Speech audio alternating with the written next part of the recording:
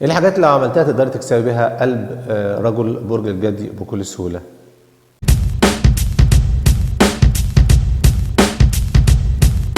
اول مفتاح من مفاتيح قلب راجل برج الجدي هو انك تدعميه في شغله، لانه بيقدر شغله جدا وبيهتم بيه وبيقدمه على اي حاجة تانية في الحياة.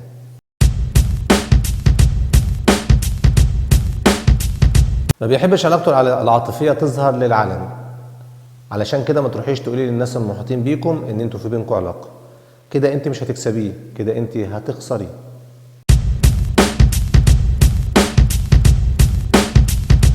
ما بيحبش الست اللي تظهر ملامح جسمها بفجاجة، ولا الحاجات اللي بتظهر الأنوثة الطاغية في الست، يعني زي الميك اب العالي واللبس المحزق والجزمة اللي بكعب والمبالغة في مساحيق التجميل. يحبك تكوني جميلة وأنيقة لكن غير ملفتة.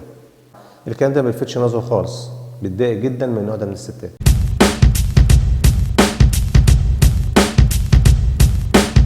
بلاش تلعبي لعبة الغيرة معاه، لأن هو كده مش هيحبك أكتر لما تخليه غير عليكي، لا ده هيتضايق منك وهيكرهك، لأنه بيعتبر إن الحاجة دي مياعة.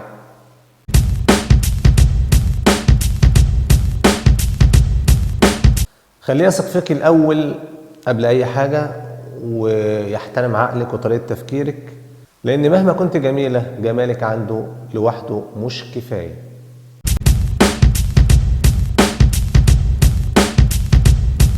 خليه يثق فيك ويطمن لك، وده هيحتاج وقت كبير. وكمان خليه يحترم عقلك، لأنك مهما كنت جميلة جمالك وحده مش كفاية.